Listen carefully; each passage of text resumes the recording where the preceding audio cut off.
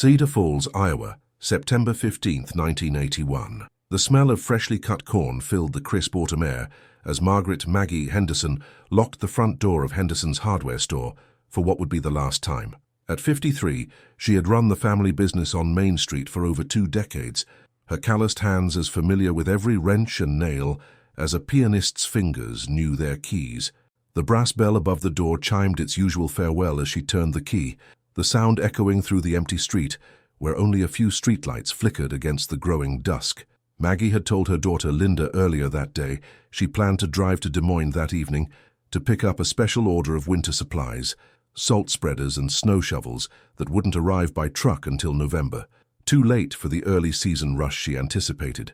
Her 1978 Ford pickup, painted the same forest green as the store's awning, sat waiting in the alley behind the shop, loaded with empty boxes and her old leather ledger, where she kept meticulous records of every transaction. The drive to Des Moines would take her about 2 hours on Highway 20, a route she had traveled countless times since taking over the business from her late husband Robert. She was expected at Midwest Supply Company by 9 p.m., where the night manager, Carl Peterson, would help her load the heavy merchandise. Carl later told investigators he waited until nearly 10:30 p.m. before calling the store, only to hear the phone ring endlessly into the empty building. What happened to Maggie Henderson between 6:45 p.m., when Mrs.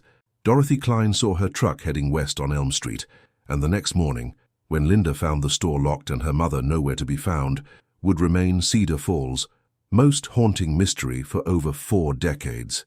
The truck was discovered 3 days later, abandoned in the parking lot of a truck stop in Marshalltown, exactly halfway between Cedar Falls and Des Moines. The keys were still in the ignition. Maggie's purse sat untouched on the passenger seat with $347 in cash, and the empty boxes remained neatly stacked in the truck bed.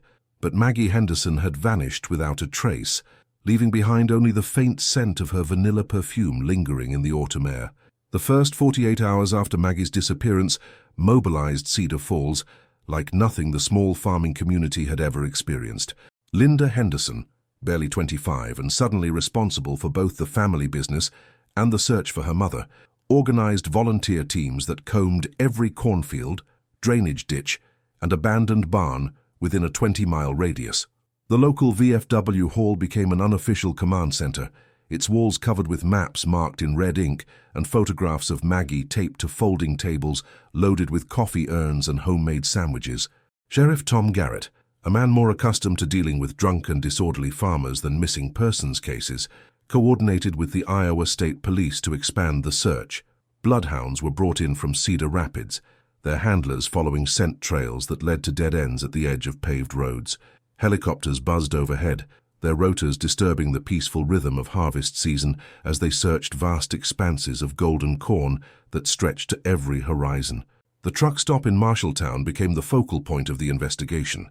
Night manager Eddie Kowalski told detectives he remembered seeing the green Ford around 8:15 p.m. on September 15th, parked near the diesel pumps, but couldn't recall if anyone had been inside. The security camera that might have captured crucial footage had been broken for 3 weeks, its lens cracked and useless. Truckers were interviewed, their logbooks examined, but none could provide any meaningful information about the woman who had simply walked away from her life. As September turned to October, the initial urgency began to fade like morning frost under the warming sun. The volunteer search teams dwindled to a handful of dedicated neighbors, then to Linda and her uncle Frank, making solitary walks through the same fields they had searched dozens of times before. The hardware store remained closed, its windows growing dusty as customers drove the extra 15 miles to Mason City for their needs.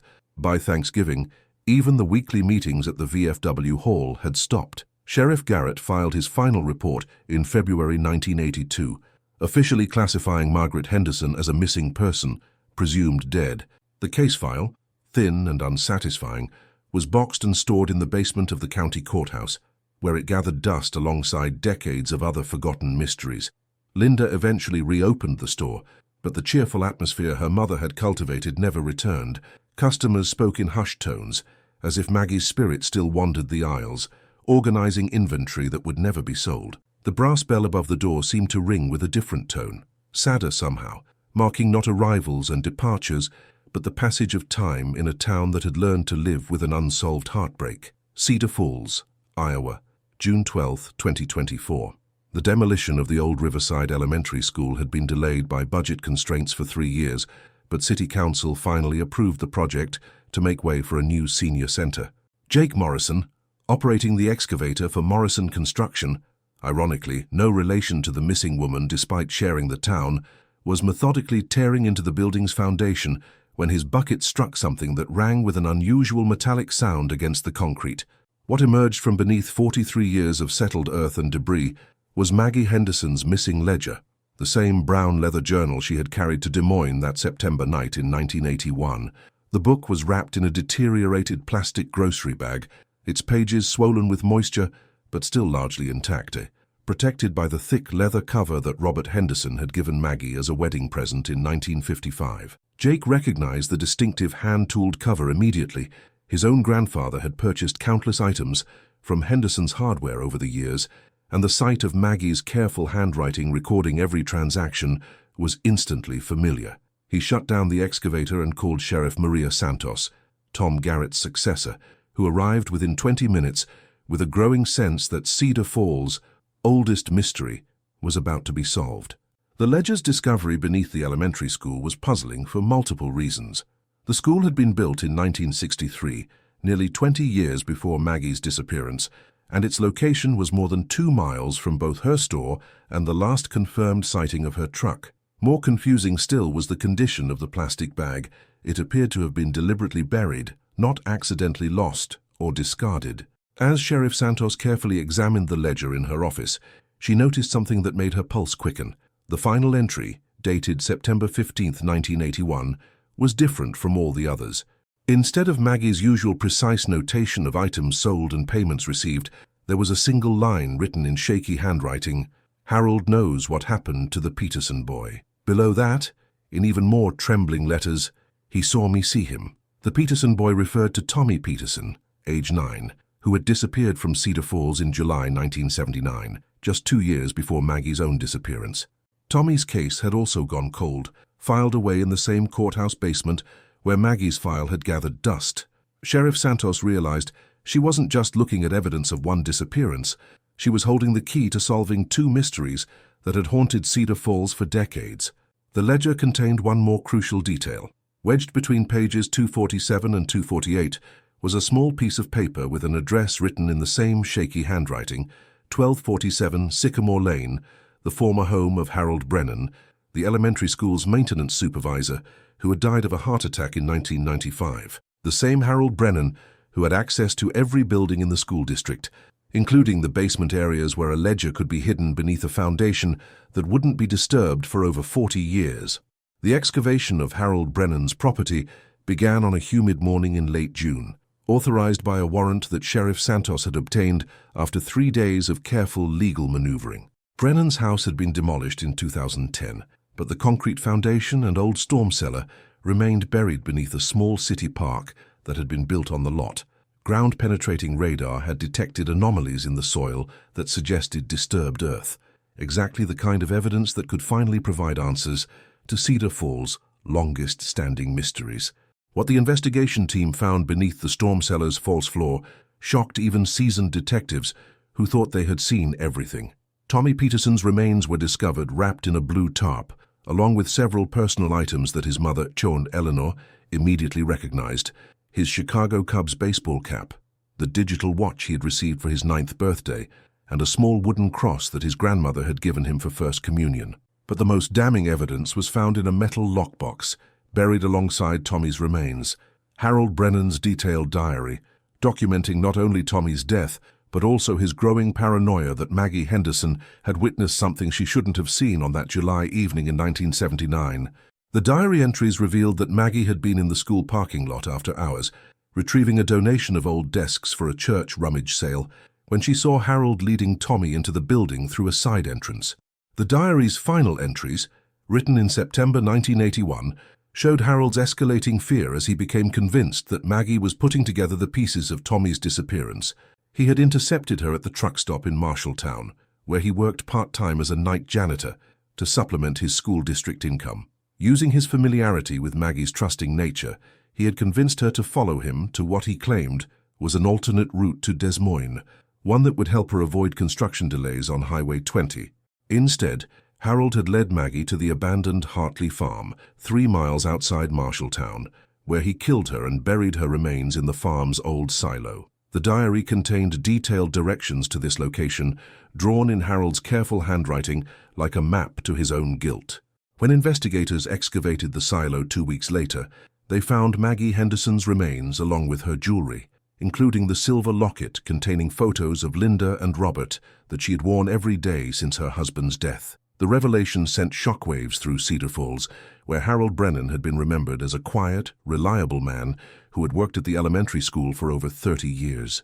Neighbors who had attended his funeral in 1995 struggled to reconcile their memories of a man who helped organize school fundraisers and volunteered at the fire department with the reality of what he had done to 2 innocent people. Linda Henderson, now 68 and still running her mother's hardware store, stood in the same alley where Maggie had loaded her truck that September evening in 1981. For the first time in 43 years, she finally knew what had happened to her mother. The knowledge brought no joy, only a quiet sense of closure that allowed her to visit her mother's grave with the certainty that Maggie's story had finally been told. In the end, it was Maggie Henderson's own meticulous record-keeping that solved both mysteries. Her final entry in that leather ledger, written in the moments after she realized the horrible truth about Harold Brennan, had reached across 4 decades to ensure that justice, though delayed, would not be denied. But the story was far from over. The discovery of Harold's crimes would reveal connections that reached deeper into Cedar Falls, history than anyone could have imagined. Cedar Falls Police Station, July 8, 2024. Detective Ray Hoffman from the Iowa Division of Criminal Investigation had seen his share of cold cases, but the Harold Brennan investigation was uncovering layers of deception that stretched back decades. As he sat in Sheriff Santos' office, surrounded by boxes of evidence that had been meticulously catalogued over the past month, a disturbing pattern was beginning to emerge from the chaos of Harold's diary entries and personal effects. The breakthrough came when Detective Hoffman noticed inconsistencies in the school district's employment records. Harold Brennan hadn't just worked at Riverside Elementary. He had been transferred between 3 different schools in the district between 1975 and 1981, always quietly, always without explanation in his personnel file. More troubling still were the gaps in his employment history that coincided with periods when children had gone missing in neighboring counties. Eleanor Peterson, now 78 and living in an assisted care facility in Waterloo, had waited 45 years to learn what happened to her son, Tommy. When Detective Hoffman visited her with Sheriff Santos, she shared memories that she had buried deep in her grief. Memories of Tommy mentioning Mr. Harold in the weeks before his disappearance, how the maintenance man had been teaching him to fix broken playground equipment after school. Tommy was so proud, Eleanor whispered, her weathered hands clutching a faded photograph of her son. He said Mr. Harold told him he was special, that he had good hands for fixing things. I thought it was sweet that someone was paying attention to him. His father had left us the year before, and Tommy needed a man to look up to. The investigation team discovered that Harold had used his position of trust systematically. As a maintenance supervisor, he had keys to every building in the district and knew the schedules of every teacher and administrator. He volunteered for evening and weekend work, times when the schools were empty and his presence would go unnoticed. Most chillingly, Harold had kept detailed notes about which children walked home alone, which ones had working parents who wouldn't miss them for hours, and which ones sought attention from adults. A search of Harold's former storage unit, located through bank records that showed 20 years of monthly payments, even after his death, revealed a collection that made seasoned investigators physically ill. Photographs, children's belongings, newspaper clippings of missing person reports from across Iowa and neighboring states, all organized in manila folders with Harold's meticulous labeling system. The storage unit had been maintained by automatic bank transfers from an account Harold had set up before his death, ensuring his secrets would remain hidden indefinitely. Among the most disturbing discoveries was a detailed map of Iowa marked with red pins, each representing a location where a child had disappeared between 1970 and 1995. Many of the cases had never been solved, dismissed as runaways or accidents, but Harold's collection suggested a pattern of predatory behavior that spanned his entire adult life. The map showed clusters of disappearances around towns where Harold had lived or worked, including a 2-year period in Dubuque where he had been employed as a school custodian. Dr. Sarah Mitchell, a criminal psychologist brought in to analyze Harold's writings, found evidence of escalating behavior over the decades. Harold Brennan was what we call an organized predator, she explained to the joint task force that had been assembled to investigate the expanding case. He planned meticulously, established trust with his victims, and had contingency plans for disposing of evidence. Maggie Henderson's death wasn't random. It was the calculated elimination of a witness who posed a threat to his continued activities. The most heartbreaking revelation came from Harold's personal effects, found in his sister's attic in Nebraska. Among old Christmas cards and family photographs was a shoebox containing what could only be described as trophies, small personal items that belonged to children. A plastic hair barrette, a toy car with one wheel missing, a school ID card from 1983 with a photo of a smiling 10-year-old girl named Rebecca Walsh, who had disappeared from Ames and was never found. By August 2024, the Harold Brennan investigation had identified potential connections to 17 unsolved child disappearances across the Midwest. FBI behavioral analysts were working with local law enforcement agencies to reopen cold cases that might be linked to Harold's travels and employment history. Families who had spent decades wondering what happened to their children were finally getting answers, though the truth brought pain along with closure. Linda Henderson found herself at the center of a media storm she never wanted. News crews from Des Moines and Cedar Rapids parked outside her hardware store, seeking interviews about her mother's role in exposing Harold Brennan's crimes. "My mother was just trying to help those people at the church," Linda told Sheriff Santos one evening as they sat in the store after closing time. She had no idea that going to get those old desks would put her in danger, but I'm glad she saw what she saw. It means those other families can finally bury their children. The investigation also revealed why Harold had chosen to hide Maggie's ledger beneath the elementary school foundation. In his twisted logic, he believed that burying the evidence at the scene of his first local crime would create a kind of symbolic completion of his secret life. He had planned to retrieve the ledger if suspicion ever fell on him, using it to bargain with authorities or to relocate and start over in another community. Cedar Falls, Iowa, September 15th, 2025. Exactly 44 years after Maggie Henderson locked the door of her hardware store for the last time, Cedar Falls gathered to remember not just one woman's courage, but the 17 children whose cases had been solved through her final act of witness. The memorial service was held in Central Park, beneath the same oak trees where Harold Brennan had once volunteered to help with community events, maintaining his facade of respectability while planning his next crime. Linda Henderson, now 69, stood before a crowd of nearly 1,000 people, family members who had traveled from across the Midwest, law enforcement officers who had worked the various cases, and residents of Cedar Falls who had lived with the weight of unsolved mysteries for decades. In her hands, she held the restored leather ledger that had started everything, its pages now preserved in a protective case. "My mother always said that every transaction had to be recorded," Linda said, her voice carrying clearly through the crisp autumn air. She believed that accuracy mattered, that getting the details right was a form of respect for the people she served. She couldn't have known that her commitment to keeping accurate records would one day speak for children who could no longer speak for themselves. Eleanor Peterson, frail but determined at 79, had traveled from Waterloo to attend the memorial. She approached the microphone with the assistance of her granddaughter, a woman Tommy would never meet. "I want to thank Maggie Henderson," she said, tears streaming down her weathered cheeks. "She saw my boy when no one else was watching. She saw him when he needed someone to see him most. Because of her courage, Tommy can finally rest in peace beside his father in our family plot." The memorial included a reading of names, all 17 children whose cases had been connected to Harold Brennan through the investigation that followed the discovery of Maggie's ledger. Rebecca Walsh from Ames, Michael Chen from Iowa City, Sarah Kowalski from Marshalltown, and 14 others whose families had waited decades for answers. Each name was followed by the ringing of a bell, a sound that echoed across the park and seemed to carry the weight of all the years that had passed since they were last seen alive.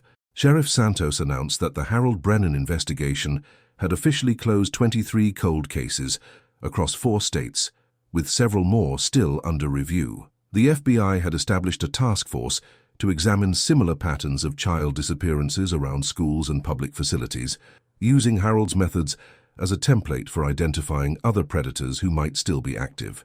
The hardware store remained open, though Linda had hired help to manage the daily operations while she dealt with the ongoing legal proceedings and media attention. The brass bell above the front door had been replaced with one donated by the families of Harold's victims, a new bell whose clear, bright tone seemed to chase away the shadows that had lingered in the store for 4 decades. Jake Morrison, the construction worker whose excavator had uncovered the ledger, became something of a local celebrity, though he insisted he had simply been doing his job. "I just hit something that didn't sound right," he told reporters. "My grandfather always taught me to pay attention when something feels wrong. I guess that's what happened here. Something felt wrong, and it turned out it was." Dr. Sarah Mitchell, the criminal psychologist, established a research center at the University of Iowa dedicated to studying predatory behavior in institutional settings. The center was funded by donations from the families of Harold's victims and was named the Margaret Henderson Center for Child Protection, ensuring that Maggie's courage would continue to protect children for generations to come. As the memorial service concluded and the crowd began to disperse, Linda Henderson walked slowly back to her store, past the alley where her mother had loaded her truck that September evening in 1981. The setting sun cast long shadows across Main Street, but they no longer seemed ominous. For the first time in 44 years, Cedar Falls felt like a place where secrets couldn't survive forever, where the truth, no matter how long buried, would eventually find its way to the surface. The brass bell chimed one final time as Linda unlocked the front door, its clear note carrying across the quiet street like a promise that some stories, no matter how dark, always end with the light.